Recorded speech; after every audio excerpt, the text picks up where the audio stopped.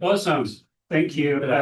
Sorry that it's late, but we're going to get started now. We have a lot of people here and a lot to get through, which is exciting.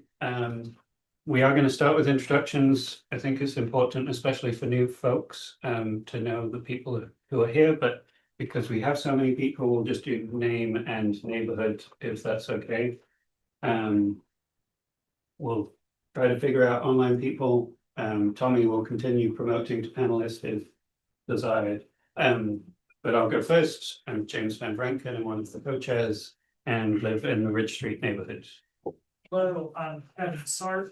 I live in Georgetown Green, Albemarle. I'm Cypress Smith. I also live in Georgetown Green, Albemarle. Name's Seth, and I live on Grady Ave. My name is Peter Olms. I live in Belmont. Josh Carp in Fikeville. Meredith McCrite, Bright Spring. Peter Krebs, Belmont.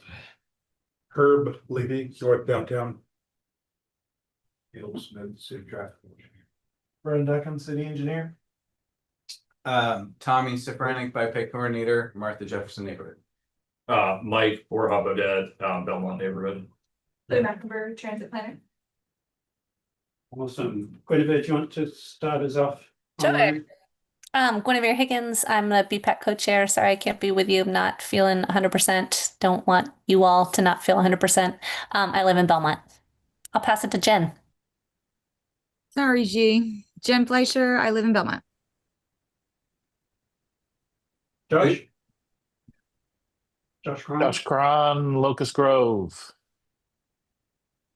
Karina Plunn, County Transportation Planner, Downtown Mall. Why don't you tell them to pass it to somebody?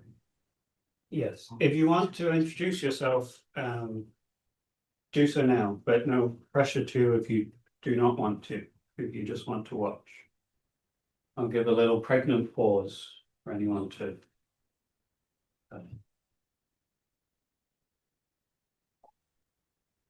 Lovely. Next order of business, approval of the agenda for this meeting and meeting minutes for last meeting. That was a September meeting. Does anyone have any comments or objections to either of those? So moved. Thank you. So what? I appreciate it. Thanks, Malik. Okay, next public comment. Hey, welcome back. Does anyone have any comment they would like to make to the committee about anything that's not on tonight's agenda? If you're on Zoom, raise your hand if you would like to speak. If you're not on, raise your hand if you would like to speak. Hope. I want to call people's attention again to the slip lane from High Street onto Long Street.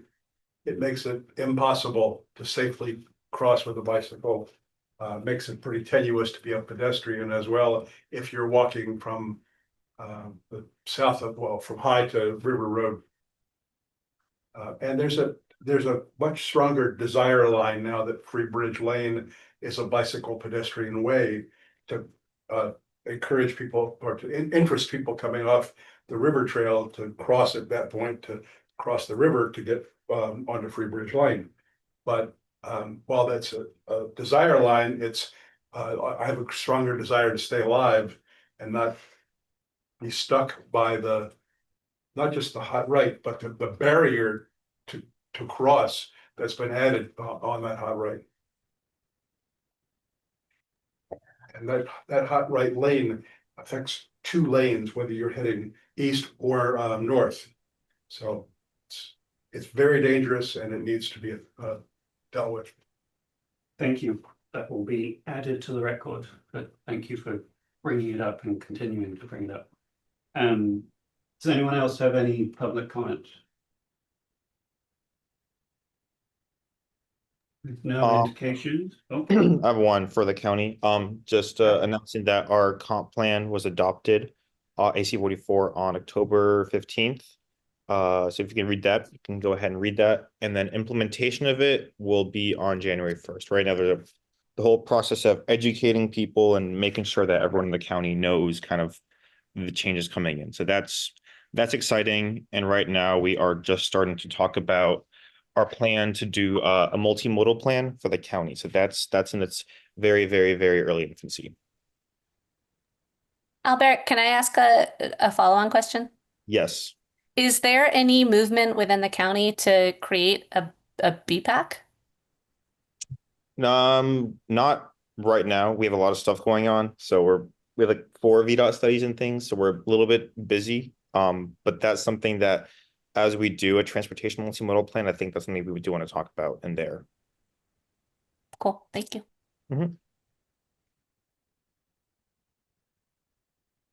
Awesome. That brings us swiftly on to our first of 2 main agenda items tonight.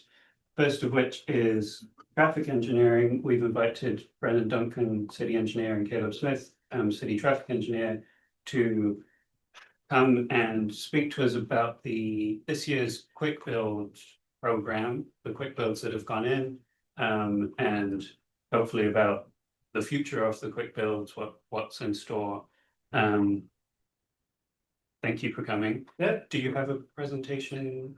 So, pseudo. Okay, before you do, we have 40 minutes allotted to this.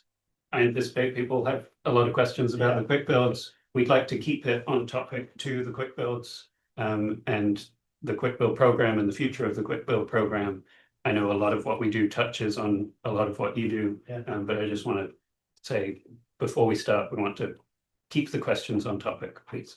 So I'll start and then I'll turn it over. I'm gonna have Caleb do that one, but I'm just gonna kind of lay the groundwork for a lot of the background on this. So I mean, you all were kind of instrumental in a lot of this, getting it started. You know, we asked you, I think you guys even had a subcommittee that did a lot of the quick build suggestions.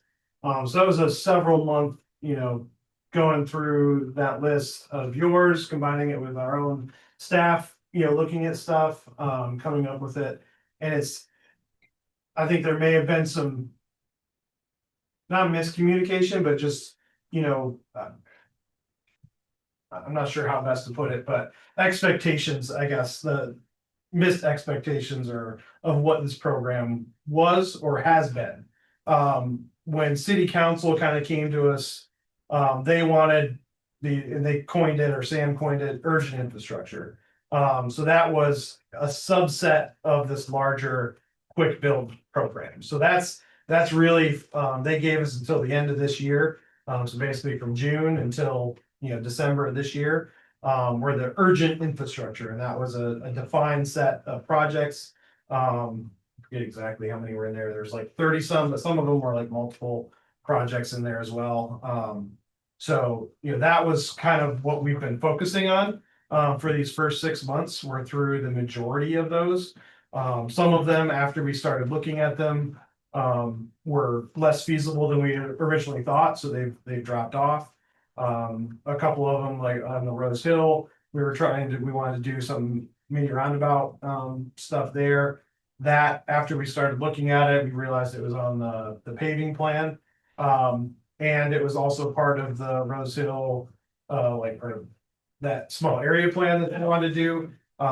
So I know Osei and her group is kind of reaching out, trying to do maybe some public feedback there about what that whole street is gonna look like. So we've kind of delayed these mini roundabouts because we didn't want to repave the road and restripe it for the mini roundabouts if there were going to be other changes that happen as part of that. So there have been, you know, a few here or there that have either gotten pulled off completely or just delayed. But that's kind of where we've been up to this point. We've really been, you know, full speed ahead and just getting them implemented. There have been a couple of them that we've heard feedback, negative feedback from the community, more around just not having the input on the front end, which we acknowledge. You know, again, these were coined by city management as urgent, and so it was more, these are paint and plastic, so they can be removed in the future. So we were just moving forward with them, and it was much more a change from what we've done in the past, where we've garnered a lot of community support around these projects. And then implemented something in a very permanent state, and then that's the end of it. So this is a change for the community, and we're kind of out there trying to get stuff on the ground, and then we're asking for feedback after the fact. As well as we have new software that allows us to kind of do pre and post analytics of those implementations. So we'll be presenting that over the next several months, as well as now that most of them are in place. Now we can actually kind of analyze, how effective they are, as well as get feedback from our public service folks as to, how are they throughout the winter? Like, are they holding up? So some of this stuff, we're holding off on doing more implementation, especially as it revolves around the speed tables and that kind of stuff. It's not that there aren't other applicable places we could do it, but we want to make sure, one, what kind of efficacy are they having on where we're putting them? And also, the materials that we're using, is that something that we are actually, wanting to do and use going forward? So that may, not saying we, excuse me, that we wouldn't do them, but we may go with a completely different material, or a different vendor or something like that, that we think might hold up better. So, I'll stop there for a second because I want to give it over to Caleb, and let him run through kind of a quick demo of one of these, which is the oak leaf green leaf that, and kind of run you guys through what we did, and also a snippet of, like 1 to 2 months of the data that we're starting to get back, and how we're kind of using the speed data to kind of determine the efficacy and that kind of stuff. Great. So if you want to pull up the presentation. I speak better when I'm standing up. Yeah, go for it. Your ability check? Yeah, about to say one. That's changing the settings. More? Click the green. Yeah, just click share. Yeah, one. Yes. And then hit screen. Or you can do down here. Bottom. What's on? What are you talking about? Bottom left, bottom left. Oh, there you go. Sure. All right, cool. All right, do you want the mouse, Caleb, or? No, I'll just ask you to scroll for me. All right, 1 sec. Let's see. You might have to click the enable editing or something there. Oh, probably need to do that. Oh my goodness gracious. Just hit the button at the top. I guess just so the team just. That tells you at the top left of that. There we go. All right, this presentation was shared late in August with the community. Tommy, slide, please. So you look at this intersection, there's nothing standard about it. I just There want was to an intersection there. yeah. I want to make sure everyone on people can hear Caleb. Okay, can everyone I hear? can monitor the Zoom. Okay, all right, yeah, perfect. That's what I'm trying to do. All right, cool. Go ahead.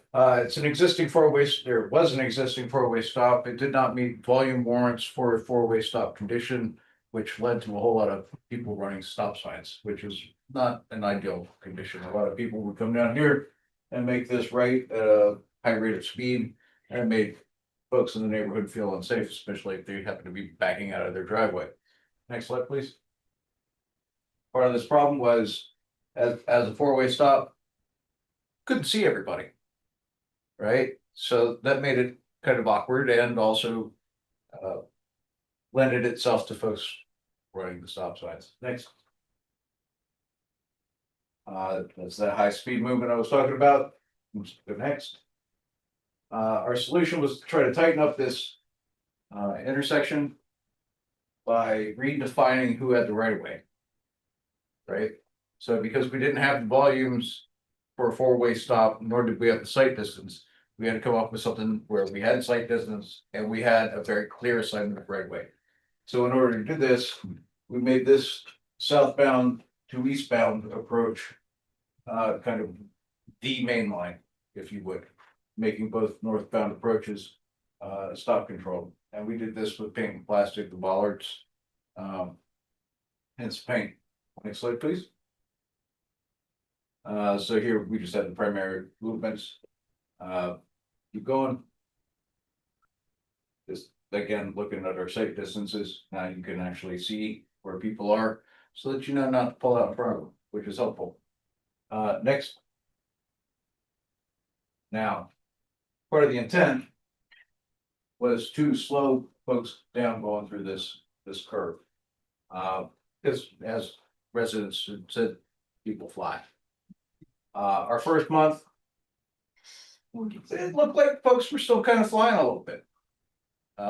We compared September 2024 to September 2025, just the whole month. So it's 24/7, 7 days a week.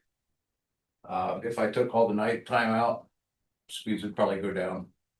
And then in October, we noticed that it's starting to come down a little bit. There are still areas, particularly down here, it looks like folks might be going a little bit faster. Particularly in September, but in October, it wasn't great, but it was more in line with what it was in October of the year before. These are 2 months, pre and post install. It's not necessarily enough for us to make any sort of assertion that this is the way to go. Moving forward, we're going to have another meeting with this community, this neighborhood, in January, where we're going to listen to their feedback and make enhancements to this.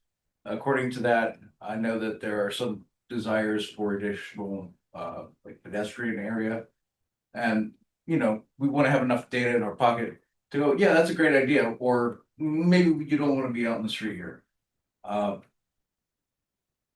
do have one question. How many of you think speed bumps work? Like, they're a good thing. Yeah. Sometimes. We'll work at what? It depends. Well, yeah, well, I mean, or think they're effective at slowing people down. So far, our preliminary data, looking at several of the locations where we have the bolt down. They slow the people down who obey the law down by about a mile or two an hour. So your 85th percentile speeds, which 85% of everybody over it goes down 1 or 2 miles an hour. The maximum speeds, negligible effect. And to add on to what Brennan was saying, one other thing, or a condition we have on where we can put these is we have to get the fire marshals buy-in. And even though we are using some of the more lower profile ones, the temporary ones, even at 5 miles an hour, it's a 60,000 pound vehicle. Apparently it gives your kidneys a pretty good beating, and they want to have a say so. So whenever we propose one, they have to sign off on it. And right now, all of the ones we have installed only have interim approval from them. So we have to demonstrate that they're worth, you know, getting rattled every time you go over one. In addition to actually performing the way that we want them to. So, any questions? Do you think the 81 and 87 max speeds on there are real numbers, or it's some kind of I think it might be a data thing. Again, these are hard to get that right. high. It is. The software that we have, like we can do just a quick month snapshot. We can also drill down onto a more daily, hourly snapshot. It's just more labor intensive to look at every hour of every day versus just a monthly aggregate. So where we see those types of numbers, we're gonna drill in and see like, okay, like, is this a speed that we're seeing regularly throughout that month? Or is this a one-time, like, possible just data glitch type of thing? So, and if it happened frequently enough, it would show up in the rest of the data as well. I mean, it would, but you know, if you have one that's 80 miles an hour every day versus, you know, another 500, it's still not gonna move the needle that much on the 85th percentile, so. Sorry, before we carry on with questions, Mhm. is that it for your presentation? Yeah, that's the long and short of Awesome. it. We're nice and Just wanted to double check. Yep, we're brief. We have one question so far online, but Before we get to the, I just wanted to after that, the next step, like I said, we're gonna take the next 6 months to kind of do this kind of analysis and get more data for all of the ones that we've implemented. We are working with Tommy and Ben to, going probably not, I mean, our guys now are doing leaf pickup and they'll be hopefully doing, or hopefully not doing snow removal, but there won't be a lot of movement over the next probably 3 or 4 months on doing any new quick builds. But we're working with them to kind of help prioritize what was left of the quick build list, not the urgent infrastructure, but the quick build list. So that come next spring, any of them that aren't putting down the speed tables and that kind of stuff, we can maybe start moving forward with some of those.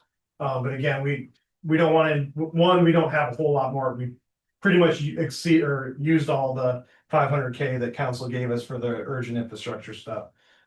We have some funds through the bike ped fund and neighborhood transportation fund that we could use for some stuff. So like we have some money, but we don't want to, again, invest a whole bunch of money in speed tables that one, either maybe they don't survive the winter and we decide we don't want to put these down anymore, or two, the fire marshal is like, yeah, like, we're not going to let you put these everywhere. So we'll have to work together on that to figure out what the prioritization of what's left of that list looks like for the new year. But that's kind of, I guess, the plan for the quick build, the greater quick build program moving into next year. Okay, thank you. Yeah. Do you mind if I just do Ethan's question? He's commented it, so I'll Sure. just read it out. Ethan, feel free to jump in. But he said, what are you doing to capture data on bicycle and pedestrian safety improvements on locations like this? Because speed limit is nice, but we care here about bicycle and pedestrian safety and they're not synonymous. Well, they are. Yeah, I mean, They're not completely synonymous. they're not completely, but I mean, most of the places where we were doing these for bike ped safety was to lower the vehicle, the speed, so that it was safer for bicycles and pedestrians. So he's pointed out they're not synonymous because it's possible for speeds not to change, but people to feel a lot more comfortable. And that is a win for a quick build. If that makes sense. It does. I mean, we're trying to, like, feelings are hard to quantify. So feeling safe, just like, I mean, people raise their hand, they feel that speed bumps are effective and it's almost a placebo effect. But how do you know it's a placebo? Yeah, no, it's not. Because people feel that it does something, but the data doesn't.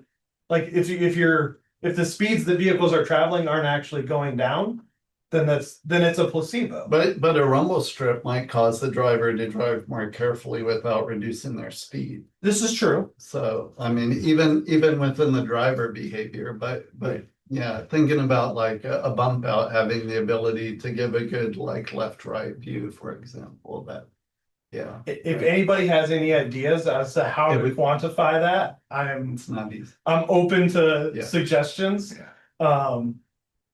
I would suggest that you don't need to quantify the qualitative data is still data.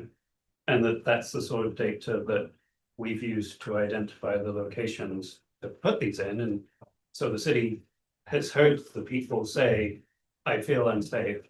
And I get it that people don't always, they're not always accurate in the causes of their discomfort. The feelings aren't always right. But there are ways to hear, we're hearing from all of the neighbors we speak to. I feel more comfortable here. I hope that would be taken into consideration. Yes, yeah, I mean, obviously, if we had, I mean, we've not heard that much from the community. I mean, there've been some, especially when they first went in, I'm like, hey, thank you for doing this. But it hasn't been a, constant flood of like, it was an instantaneous thing and then it's just kind of fallen off. we can probably, try and do, I think Jose's got her survey stuff now that we can tap into to possibly do some stuff, again, closer toward the intent of this was to build it in the first 6 months and then kind of gather data in the last 6 months of the year, fiscal year, here. So, Yeah. we can definitely, try and get more input, anecdotal as to how people feel about particular ones, and use that in our decision to either leave them, move forward, or change them, change locations, whatever. Sure, thank you. I'm seeing lots of hands, so I'm realizing belatedly that I should put an order on it to keep track. So we'll do 1 here, 2 to Ethan, 3 to Josh, if that's okay. Jen 4, Guinevere 5. Remember your number. Two comments going forward. The first is with the numbers that we were shown, I do want to just consider that it's nothing to sneeze at. I do think that it does show that some speeds are decreasing and it's not effective for every cross section, but it is still doing something. And so I'd like to just voice approval or appreciation for the idea of a yes and approach of like, this is still doing something. It is still improving the traffic in this area. It's still decreasing a good number of the speeds that we're seeing. And so I do think that a yes and approach to any further developments does sound like something that I would consider effective. And also your comment on trying to accommodate for the idea of feelings. If we need to, if nothing else, add a quantitative value to just like ranking how you feel, like, do you feel safer? Can you put a number on that safety? Yeah. Can you rank this as a 5 out of 10 going to a 7 out of 10? And I think that like as much data as we can pull from the neighborhood that's most effective by the change is going to be the one that I'm the most interested in, not just because people who are walking in that neighborhood are often the people who live in that neighborhood, but also because you made the comment earlier of like another big concern is, oh, I'm going to feel this when I'm trying to pull out of my own driveway. And if that's the target for a good deal of that feelings-based data, then getting a number out of them isn't an impossible task. I think it's rather achievable and something that I would be happy to see in the future. Thank you for the comment. Thank you. Was it Ethan too? Yes. Yeah, thanks, James. I guess, first of all, I would take issue with the idea of the placebo effect. I agree that qualitative data on this kind of thing is every bit as valid as speed limits changing or not changing. And if people feel safer, their perception is the reality in the city, and their feelings are what drive them to vote for things and support for things. So that really matters.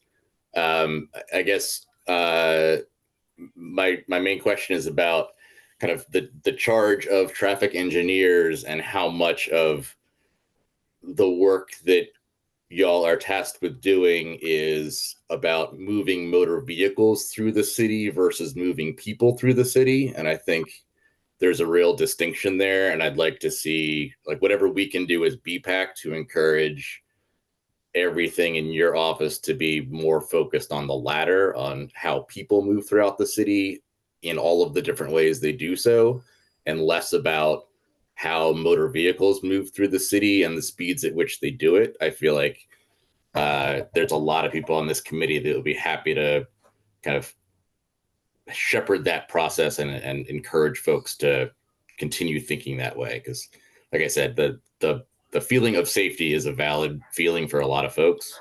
And I'd really like to see that incorporated into the data. Thank you, Ethan. Josh?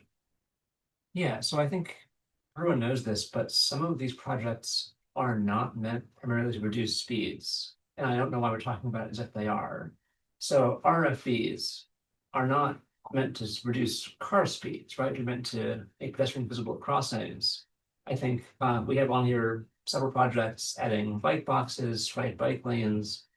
These are about making people who are not in cars more visible and safer on the roads. Mhm. So if you, first of all, I hope you actually want to do these things at spring because they're on the list and they're not the contentious speed cushions or chicanes or whatever, they're just paint. But if you put in a striped bike lane and say speeds didn't drop, you wouldn't call it a failure. The RFBs, I think, I don't know how you measure it because hopefully there are very few deaths to measure. But we have an RFB at Elliott and, sorry, What's the RFP? Or first. Elliot, Right we're after not the gonna- flash weekend. Okay, thanks. but I think if you asked me to guess, what that's worth, not a whole lot. I think we wouldn't have had a fatality on Elliott last year if that had been there at the time. I can't prove it, but I think those are. If you say speed didn't drop because usually no one's pressing the button, that's not, I think, the right evaluation. So I get more time, more data on things like the speed cushions. Everything else I hope can continue on the list. Yes, so there, and I'm sorry I didn't make that distinction. There are several items on the urgent infrastructure. Like the RFBs, like the no right turn on red, like the stop signs on the slip lanes, like those aren't going away, like we're not testing those. Right. Those were just, we put those in. So like, even within the urgent infrastructure, there were things that we wanted to do because they needed to go in, and then there were things that we wanted to test. Right. And so those are two very different things. Yeah, let me just add in there real quick. We wanted to test because in part, we had to get approval through the fire department, so we wanted to make sure that those were new to the city of Charlottesville. So, but there are things that aren't new that, like to Brendan's point, could just go in. But there was very much a testing element to Right. some of this stuff. That's good to hear. All I would say for now is if there's a pause for evaluation of the new things, I would hope we can keep building the not new things because we feel confident they work. I know your team is busy through spring with snow and leaves, but if we are stuck on some projects, we can generate more ideas for things that are not novel and put them in the meantime. I think it's worth noting, particularly with RFPs, is, they are good countermeasures when they are appropriately applied. And, we can't, I have people ask me to put them everywhere all the time. At some point, they become so saturated, they become meaningless and they are ignored. And, because you're hitting a button and you think, oh, now everybody sees me, I have the right of way. And especially around UVA, I watch people hit the button and just, they don't even look, they walk right out into the crosswalk.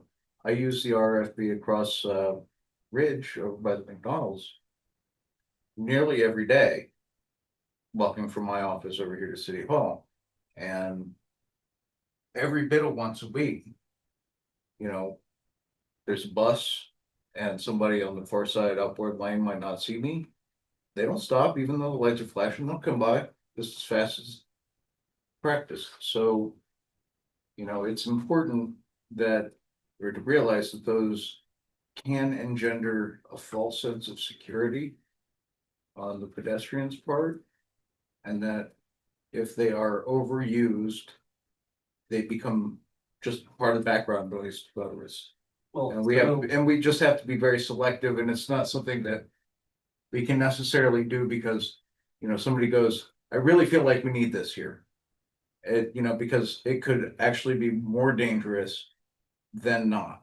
And it's an engineering judgment call that we just need to consider. Do you think we're saturated on those? You mentioned a risk of saturation. Do you think we're close to that point?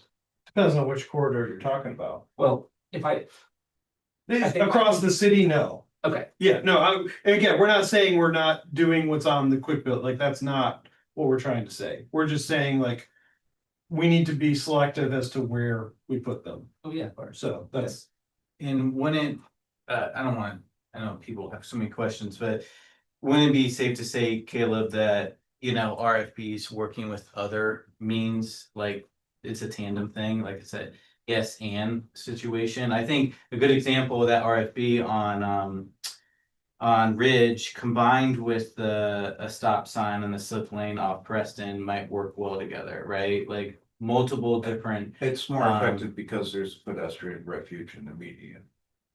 Right, or that, I mean, I guess what I'm trying to say is it's not the only thing we should be looking at, we should be looking at like all I think it different. should be evaluated in conjunction with their immediate surrounds and with other appropriate countermeasures. Thank you. Jen? Thanks, James. I had two questions. Let me lower this hand. We started the discussion talking about managing expectations, and I appreciate that all of these quick builds are in a list on the website, but is there any discussion or thoughts about making it more clear as to where or when those might get completed? Yes, definitely. Part of this is the disconnect, I guess, between NDS and Public Works. This was NDS has the website that has the list up there, and it included more than just our urgent infrastructure projects. So I mean, really, when we got the green light to move forward with the infrastructure or urgent infrastructure, it was full steam ahead, all hands on deck to get them all done as quickly as possible. And so there was less focus on the community outreach part. I think definitely going forward with the quick builds. I think once we were able to meet with Tommy and Ben and kind of get that priority list and figure out, start putting up, add additional columns to that, that have like, what the number is on the priority list, when the, expected completion is, and then, work better to fill those out as they're actually completed. So there is a more transparency that we've definitely talked about that. That's something we will be doing for the kind of next stage of this going forward. So it was more wanting to get it up there, let people know where stuff was going to be happening.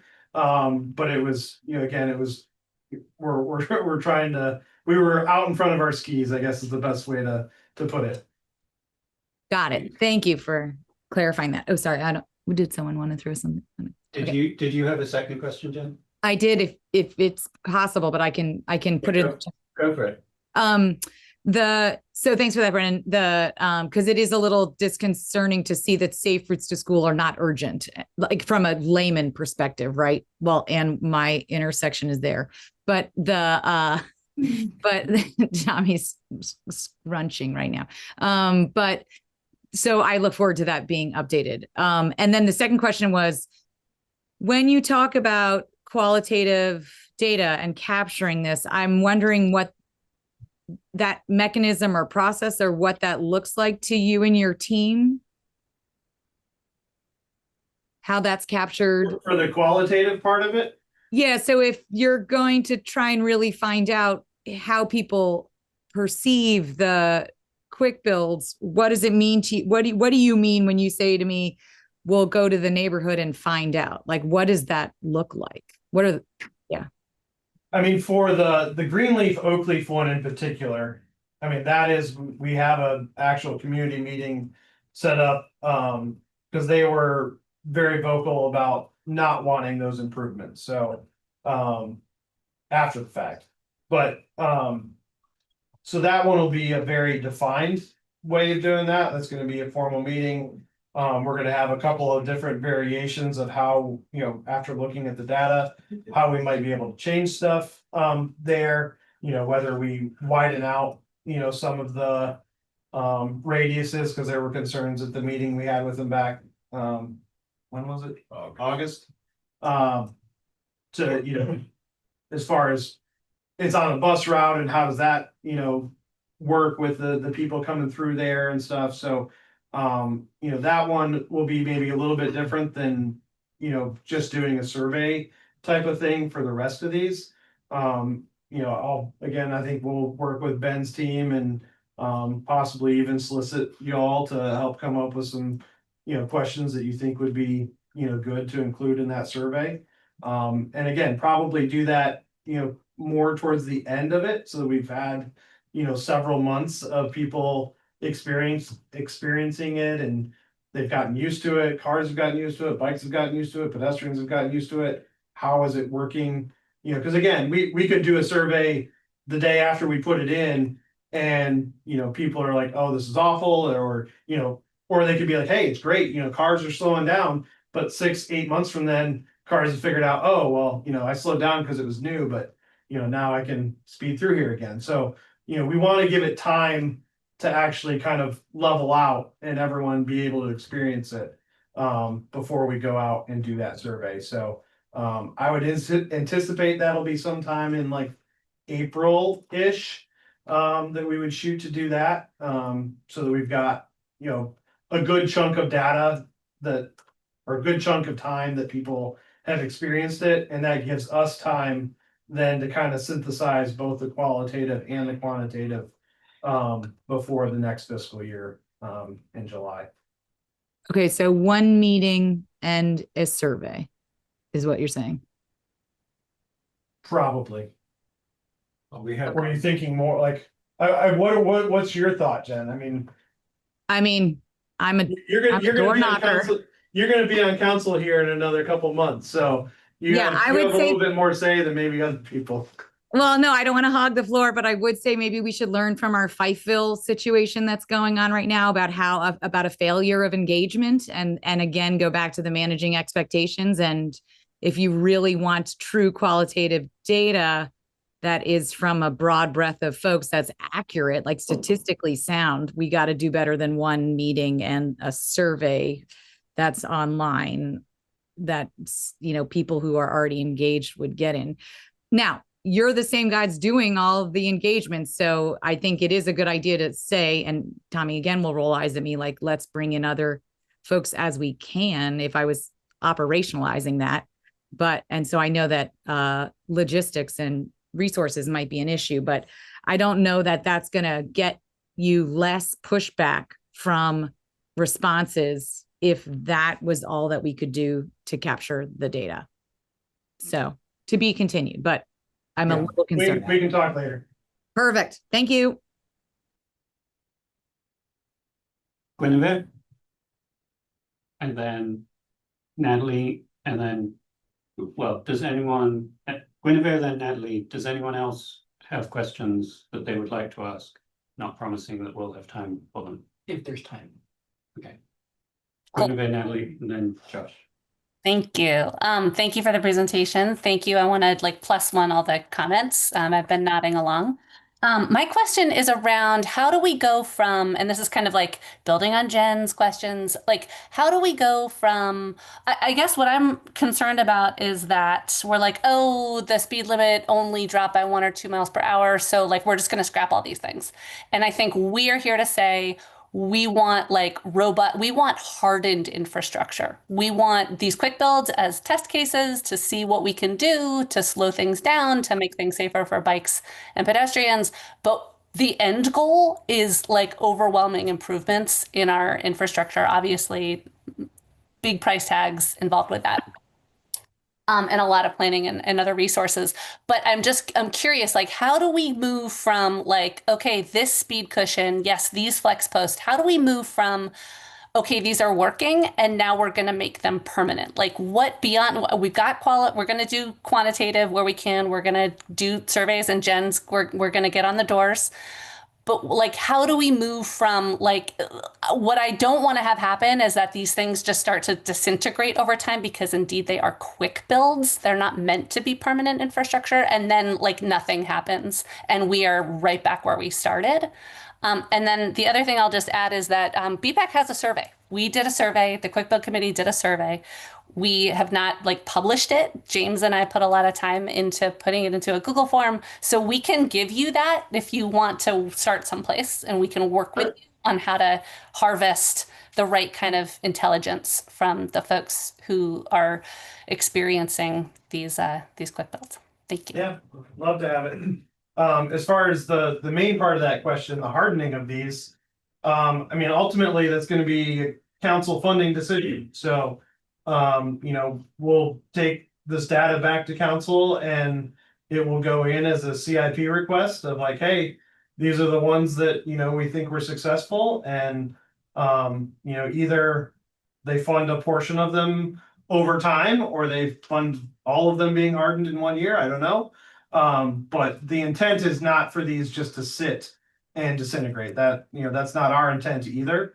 You know, it was always the intent that these would be tested, refined, you know, maybe moved, maybe, you know, maybe we find out. I mean, part of what I'm looking at with the speeds is because I mean we talk about the 85th percentile, you know, not changing that much. But in my estimation, if we can greatly lower the max speed on a road, like that is a more quantifiable and like I would rather see, you know, the average speed or 85th percentile speed stay the same and the max speed drop from 45 to 35. Like that's a big change for the people walking and biking on that street. So, you know, if we can show that, hey, like this type of characteristic of road or whatever, or, you know, whether it's a speed table or it's, you know, the chicanes or something else, like if we can show that that's actually having a very dramatic impact, then we might say, hey, like, yeah, you know, rather than doing a speed table on this road, we actually think if we do a chicane on this road, we're gonna have more efficacy. And so like what might have been a speed table before might change and we might try a new chicane on that road and compare the two and before we harden it. So, you know, some of this it's going to be, some of it might be able to get hardened in the first year. Some of it might be a more iterative process over a 2 or 3 year period until we kind of finalize how we want to harden that. I don't know if that fully answered your question, Guinevere, or not. Yeah, that's helpful. I guess I just want to like put it on the record that these are like BPAC is very interested in ensuring that these are not temporary and that we don't like go back to a place that's like, you know, that it was all just like a waste of time and money. I think that's where I'm coming from. And I think we can be helpful in, you know, like I'm reminded there were flex posts that went down in Johnson Village. Gosh, this was like years ago now, where the curbs have now become hardened and the intersections gotten a lot narrower, crosswalks are narrow or shorter. And like people I know who I kind of maybe thought maybe would know better were like, what are these ugly flex posts? Like, what's going on here? This is like BS. And I think there's like BPAC, there's a lot of like hate out in the world for flex posts.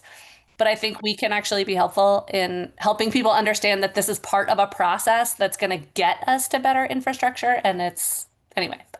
Yeah, no, I agree. I think the quicker we can turn around from quick build to permanent infrastructure, I think will change that narrative going forward if people know it's not going to be in place for 10 or 15 years. Because we have had some, I mean, the first round of safe routes to school stuff that we did was back in 2020, 2021. And it's been there for some of it's 4 or 5 years now. And, you know, so, you know, we do, some of it is we just need funding in order to harden all of the projects, all these quick builds that we're trying to do. So we have a lot of priorities in the city and, you know, it's not easy to balance all of those and where those dollars go. So I would love to be able to just do all those at the snap of a finger. Unfortunately, I don't have the money to do that. I think to add on to Brennan's thoughts, you know, Charlottesville wasn't built overnight, right? It's been a growing city over the course of the last 120 years. So these problems with the infrastructure didn't just show up overnight. They were built over time. So, you know, it will take some time to dig back out of that hole. And hopefully we don't create problems for folks 100 years from now. And, you know, some of these bump outs and things that folks want, you know, they are desirable and, you know, they might look deceptively easy to do. But then, you know, when you start getting into things like, oh, there's drainage here, there's a drop inlet here. There's a pole that we need to relocate. And then private property constraints, right of way constraints. You know, some of those things can add up very quickly. And what looks like, oh, that should be a $50,000 project turns into a $300,000 project. And that's just for like one corner on one intersection. So, you know, sometimes it's easy to ask, but then it's a lot larger lift to do. We're well aware. Yeah. We've been asking and we've heard that a lot and we believe it, but we know. Mine's quick, I promise. Yeah, I'm just thinking we can carry on for a little bit longer. I don't want to get to work plan, but that can expand into December if need be. Questions for staff can also be condensed and can be done via email. So I think we have time for, I have one more question. Natalie, Josh, Herb, you've been wanting to say, we'll see. So I just briefly wanted to touch on the communication aspect, not just soliciting feedback, but also providing information. Because I know that was one of the, just to add specificity to what Jen mentioned about Fifeville, where you've done the door knocking, did the presentation at Fifeville Neighborhood Association, but then didn't hear about it for another year. And when I was at both meetings and, a bunch of people were like, oh, I've never heard about this before. I said, well, you weren't at the meeting last year, but they like shouldn't have to be at the meeting last year. And so like having the landing pages on the website not only exist, but stay up to date.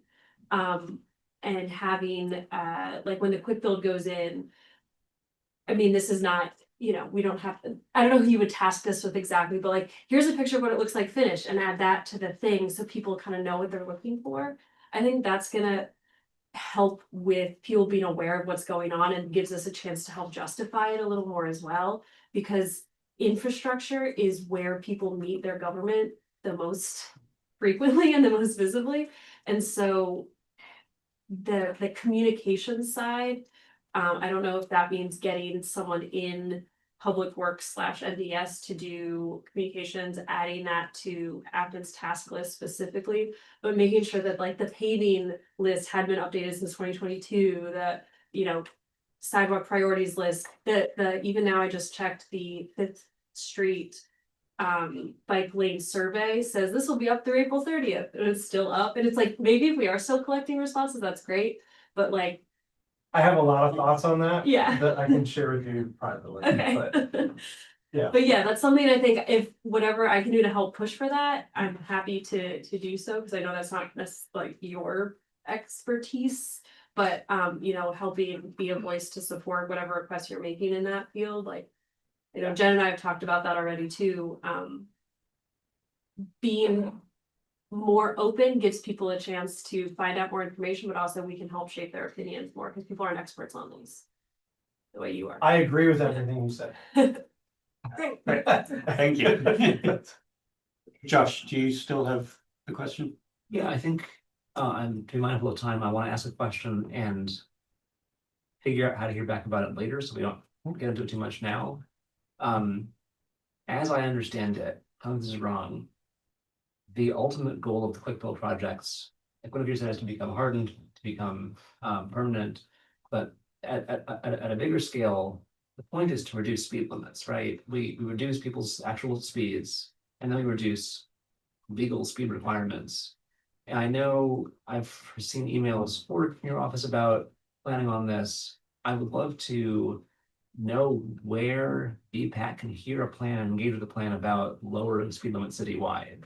And that can be that's like for later question. Okay. But I want Yeah. to figure out how to talk about it later. We can talk about it when this is done. I can, but we are working on that. Like, and these are actually separate. Like the speed limit discussion and these quick builds, like most of these quick builds are on local lower speed roads.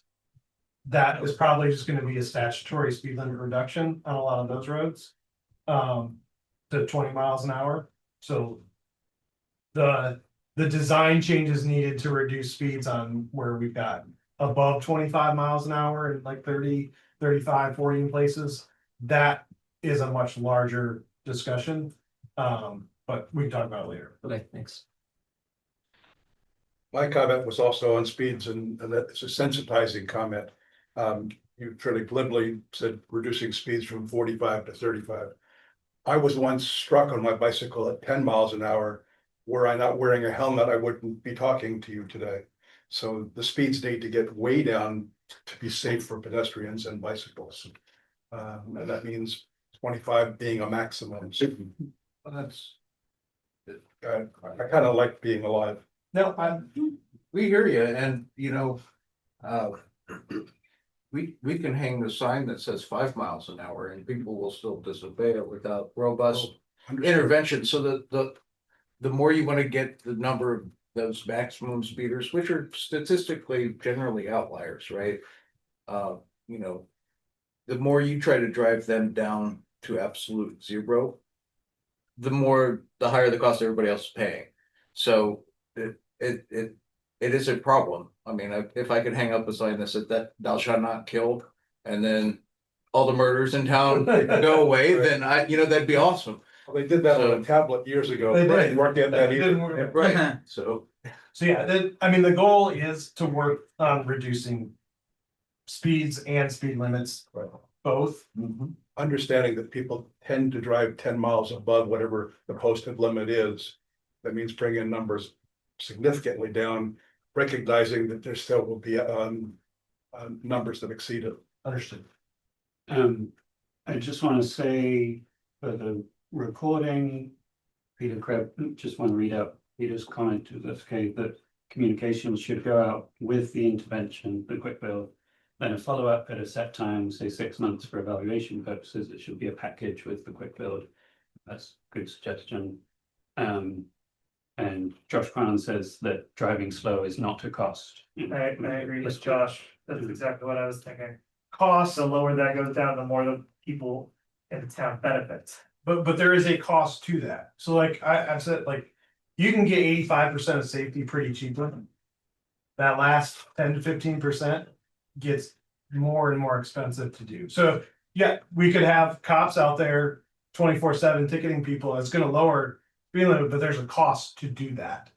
So yes, there is a benefit to it, but there is a cost as well. The financial cost. There's a financial time. Yeah, I mean, there's have speed cameras and have Big Brother watching you all the time on your street. Yeah, I mean, that people don't want flock cameras or like there's ways to do that, but there's a cost, whether financial or like you said, security, societal, like there's a certain, you have freedom to do something. So like the less freedom you get to do it, it may get safer, but you have less freedom as well. So you're exchanging your freedom for the perception of safety. Well, freedom to walk down the street is also, right? Not just freedom to drive at a high speed.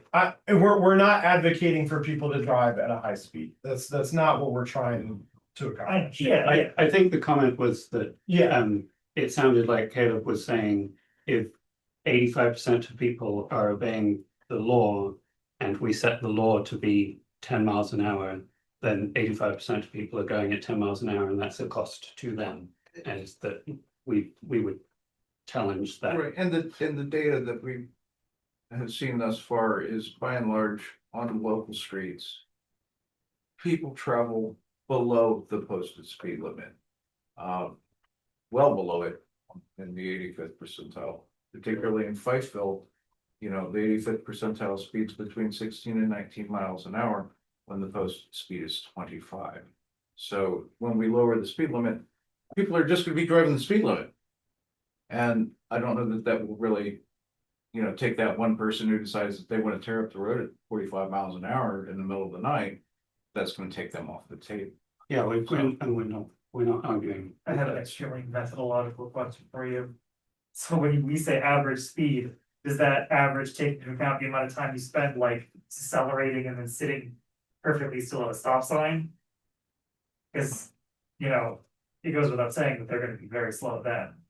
I mean, there's very slow and very fast, and both of those are removed from the 85th percentile equation. And if there were higher instances of either, they would show up in the deviation of the 95th percentile. And it's a point of space measurement anyway. It's a point in space measure. It's not a over the course of your day, sometimes you go fast, sometimes you go slow, and that averages to the median. You have a defined point in space where these are measured, right? Well, it's using the travel path. The full corridor. Right, Yeah. so, so there is some of that, but again. The average is averaged out because the time where they're slowing down is usually less time than where they're traveling. So point in space, you could get the same exact thing. If we have a speed counter out there, you should get somebody that's pulling out of their driveway. And they're going 5 miles an hour, it's gonna count that data. Versus this, we're getting all of it, so we're getting more data points, which would give you theoretically, it averages out to about the same. That makes sense. Because you get more average of the high traffic or the normal traffic and more of the low. And so it's equal in that stance. So would this data show that 29 North has a low average speed? No. Okay. I through the corridors with the I traffic mean, lights that would we can provide some snapshots of kind of what we're looking at. Yeah. I think that would be helpful. Yeah. To people to see. But yeah, I mean, it, again, and I'm not just looking at the 85th percentile either, we're looking at those max speeds as well, which completely takes out the person who's coming to a stop, either for their driveway or a stop sign or whatever, so. Okay, thank you very much. Thank you for answering those questions. That was very helpful. I think I'm going to end it there. But these folks are available by email. They may not thank me for saying so, but feel free to follow up with them, with us. Thank you for coming. Please feel free to stay, feel free to leave. We won't be offended either way. We are at it is 6:07. So I think we're pretty good for time. Thank you for that, Tommy. Now I know what my middle school teaching life goes through every day. My mom's, my grandpa died just before we went to my teacher cousin's wedding. And it's wonderful watching my grandpa. Your grandpa the do entire wedding. excellent. Okay, we're not going to go into this or explain it. That would take the full 23 minutes. I think I want to move the order of the agenda slightly and just say the important announcements we had before we go to the work plan, just to make sure we cover them. If we need to then discuss the work plan through to the end, I think we're fine to do so. So those announcements are that we will have officer elections in January. We'll remind you again next month, but please be thinking about if you are interested in standing the 3 officer positions, a chair, vice chair, or 2 co-chairs and secretary.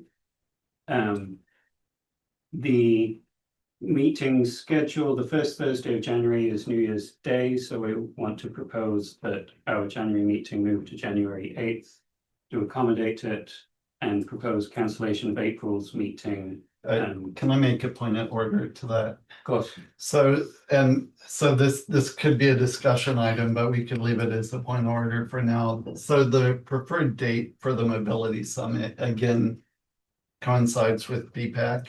So it would be March 5th and March 6th. So that's a Thursday the 5th.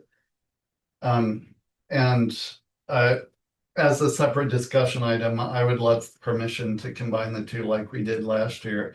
But to this point you're raising here, you may want to think twice about merging with the summit 1 month and then full on canceling the next month. Yeah. Which would suggest a postponement in April in that scenario.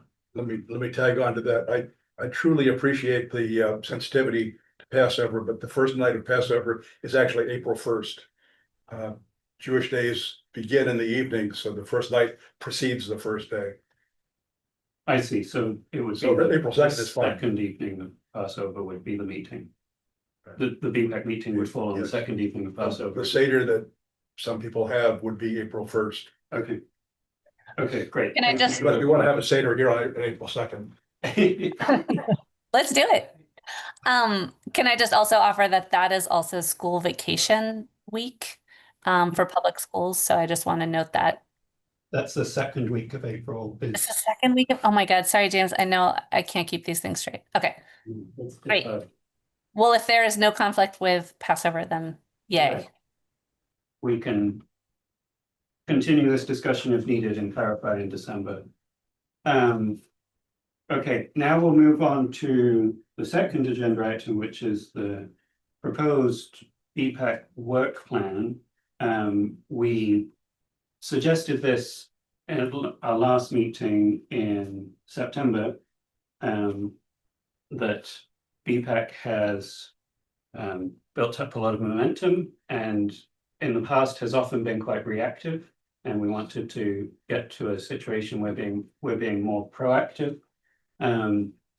So a small group of us formed a subcommittee to talk about what such a work plan might look like, what sort of goals we might like to have in the work plan as things to focus on. And as part of that first discussion, we identified the need to become more comfortable with voting on official BPAC opinions such that we can represent them to council and planning commission, which then prompted us to look at the charter and decide that it needed a rewrite and a refresh to make it easier for us to do that sort of official business. So we sent out before this meeting the draft proposed work plan and the draft revisions to the charter. This is an opportunity to discuss those. They're not asking for a vote to adopt this meeting. We think depending on how the discussion goes, we might be ready to vote to adopt next meeting in December. It would be nice if we could have those on screen. Tommy, are you able to make Guinevere a co-host? So that Guinevere can show? It looked like I can share without you. If you're a panelist, Oh, you might be right. able to share already. Analysts So- have issues. Y'all seeing this? Yeah. Make it bigger. I will make it bigger. Here we go. Okay. So the draft work plan includes 5 strategic goals, which are not intended to be exclusive, not limiting us to only these, but these are things that we would try to organize around. Some of them, maybe all of them, would have subcommittees that would kind of dive into them. We would keep coming back to them to try to make sure that we're making progress and we're getting updates and they don't drop off. And we also have 3 operational goals, which we think will help us achieve the strategic goals. So just brief summary to highlight the strategic goals that the subcommittee came up with to propose. The first one is to Who was on the subcommittee? good question. The subcommittee was myself, Guinevere, Herb, Kevin Winchell, Kevin Sarp, Josh Karp, Josh Cron, and Ethan Tate. Thank you. So the first goal would be to look at how we can intertwine bike lane and pedestrian improvements with repaving schedule and advocating for perhaps a more formalized process, better way that when streets are repaved, perhaps there's already a restriping plan in place that can go down when the crew repaves the street. The second one is to be involved in the transportation master plan process. That's a process that Ben hopes to get started in the spring. Is that right? Soon. Council gave us months. And there'll be a lot of opportunity for BPAC to weigh in on what a transportation master plan looks like.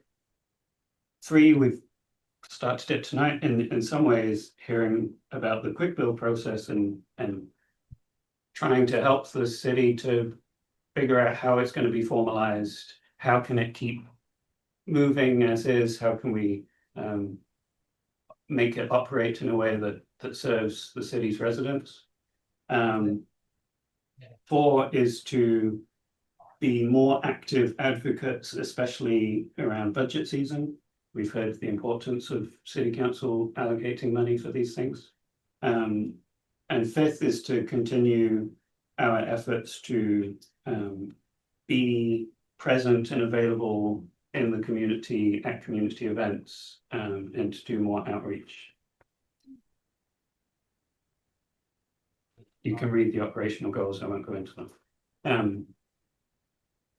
Does anyone have any comments, thoughts, ideas, suggestions on the work plan? Yeah. Why are the priorities around the upcoming transportation plan so narrow? In number 2, Yeah. advocating for non-car transit and lower speed limits.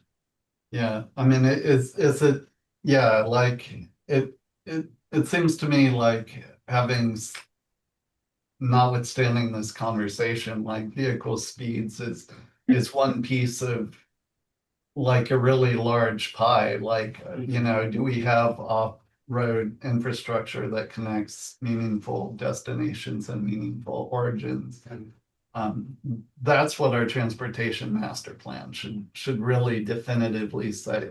We should come out saying, yes, we have a roadmap for that. I would be fine if we had a city where every car drove way faster and I felt way safer, right? That'd be a win. I'm not trying to make people drive slow, but I'm trying to get around without a car. Yeah. Does that not fall under meaningfully centers non-car transit? Like we've got one very broad goal and then one. Yeah. Specific. Yeah, what do you mean by transit? Yeah, transportation. I guess would Okay, be just the- wanna make sure. That's where I got you might stuck, wanna that, be- like, I we're think doing you wanna transit change and we're that. doing speed limits, right? But if it's non. No, it wasn't meant to be narrow. Got This it. is a good Okay, point. now We should expand. Now it's very broad. Yeah. With transportation instead of transit. And if I could just interject, like part of the reason we're bringing this to all is to like add more bullets here. Yeah. So by all means, Yeah. lay them on us. I mean, not in this conversation necessarily, but just like that's the purpose. I'm just, no, it's more, if you wanna have the lower speed limits as a go, like, but we're doing it, like, we're going to be coming to council with something like. No later than, probably March of next year, so if you want it on there, that's fine, but I'm just saying. We're happy to have things on here that get done. If you wanna take credit for something that's already happening, great. I think we should. Well, and I think another piece of this is like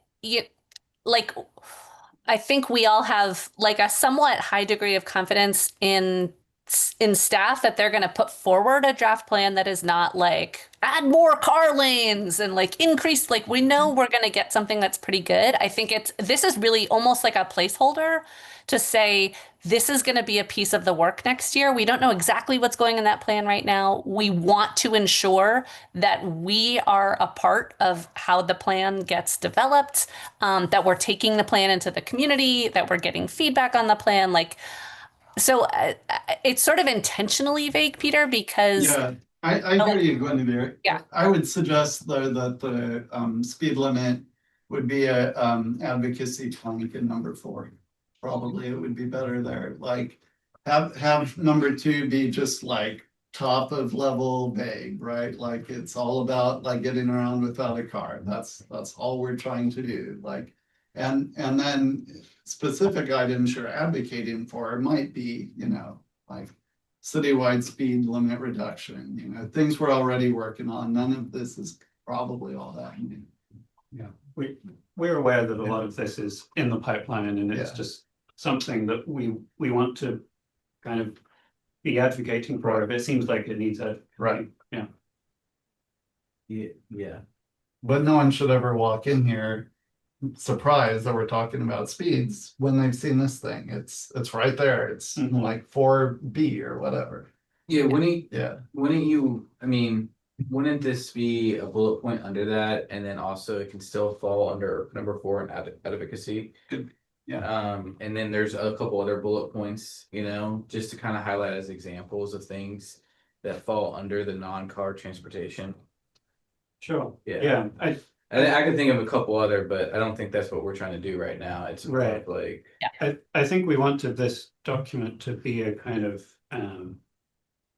wayfinding for us through the year to come back to remind ourselves of things. It's not meant to be here's all Right. the things we well, it's kind of could, an umbrella of like the stuff that we've been talking about and the stuff that we look when we look ahead, where does all that stuff fit into? So we've Mhm. been talking Yeah. about outreach. We have been talking about the master plan to some extent, you know, here and there. We've talked about quick build quite a bit. But we're trying to like how you say it, formalize processes. And here, you know, this group's advice, 'cause that's what it's meant to do Mhm. on these things. And I think to Brenna's point, like, you know, nothing ever really is gonna get done just by one entity coming to city council to get something. We're gonna need Right. the community support, we're gonna need staff support, we're gonna need everybody involved to make it happen. Yeah. Yep. Yeah, Peter? I think this is good. I think it's good to focus things in. I would wonder if there might be somewhere we could mention the University of Virginia as the elephant in the room that keeps not working with the city or working in some ways with the city. I don't know what it is we would want to say, but it Is might that a be good to- bullet point underneath the is there- transportation plan? I don't know. Is there a specific way in which you want them to work with us? Just, you know, As many- coordinating is. I mean, because I will say we do coordinate with them. So like, Yeah. for me, even, I know this is your work plan, but like. Maybe specifying how that like, what is it you're trying to actually cut, like, I guess you can from this coordinate, you group- can talk about a lot of things. Right. Your level is like, you should know if they're about to put green on the street, you're about to repave. Our level is more like, we want the university to allow for the community to have input on its plans. Yeah. Instead of, you know, making a decision without any process. So is an example potentially, Peter, that what's number 1 again, James? It's the bike lane infrastructure. Repaving. West Main's gonna get torn up, utilities are gonna go in there, and then at some point, that project's gonna go by UVA and grounds, and there should be some coordination with UVA and grounds and what gets put back in afterwards. It's not going on grounds. It's not going on grounds, but I think there's a level of like communication that should be happening with UVA. We don't talk to them about our roads. We don't give them permission for our roads. Peter, is this something you want us to kind of focus in on in 2026? Well, It's so we can't do great. everything. We can't do everything. We can't. I just wonder if it could be mentioned under one or more of the existing 5 Sure, kind yeah. of focus areas. Is there a problem that UVA is causing for us? Yeah, what's your Like example, something Peter? specific? Well, whenever you're about to talk, Students on. Oh, sorry, I just was like, what's the example you can give us? That'll help us understand. it's not really to me. There's not like examples that come to mind per se, but it's just you know, I think what Peter's trying to say is that when I look at the Rivanna Trail, for example, and Loop DeVille, we had to work with all the land managers. UVA is a land manager that's not fully engaged with that event. It really should be. It owns a third of the trail, right? So they should be engaged in that event and the whole process of the network of trails throughout Charlottesville. We've had areas where we want to improve bike ped infrastructure that a lot of the residents are transient. They live there for a year, maybe 2 years. They're not people like us that have lived in our neighborhoods for 10, 20 years. I think there's just a level of communication.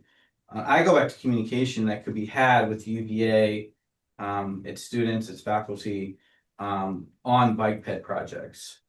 Mhm. And I think of it also in terms of UVA prioritizing connectivity within and across grounds because it's part of a larger community. It should never just look like its own little bubble because people cross it. And the more, things like Shumway Hall go in and you can't bike through anymore. And there are other improvements that are nice about that, but it has blocked a bike link that was a low stress connection. Yeah.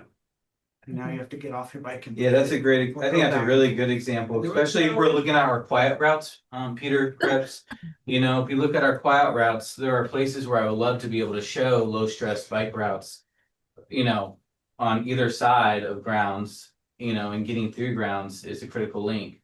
And I would love to be able to make that a formalized thing within their network, so as I don't have to worry about them ever potentially removing it, right? And if they do, they have to like make it up somehow.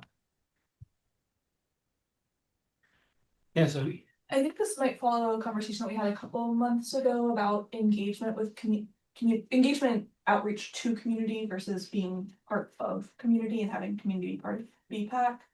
I'm curious if you guys have conceptualized what audience you want BPAC to speak to the interests of, and where cyclists and pedestrians who use transit are in that audience. There are shared interests in people who bike exclusively and people who walk exclusively and people who walk to transit.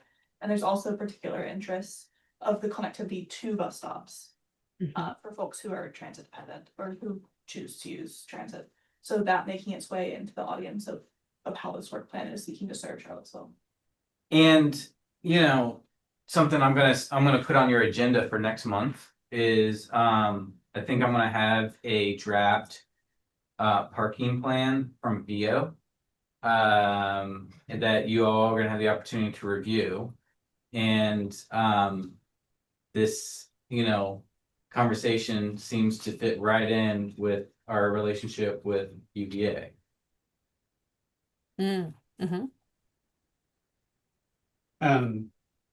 Yeah, okay. We're getting close to the end, which is why I'm interjecting here. That was helpful. I think we'll, Guinevere's been taking notes. I think we'll try to make a second draft, talk about it again in December. We didn't get to the charter, which I don't think is a massive issue. I just want to give people, we can do that as well in December. Does anyone have any big concerns or questions about the charter that you want to perhaps say now to inform a second draft in December? Yeah. Singular comment I wanted to make was that it seems like the amount of work that was put into this charter is thorough to an extreme point, where the amount of effort and work that's put in has made it almost unrecognizable to what it was before. And I think that's a good thing. I think that the idea of like just operating as is because it hasn't hurt anything without the ability to like take risk and like try to enforce a group that can and will make change is a small and slow death to progress. So I just want to give a commendation to the people who put forth that work. Thank you.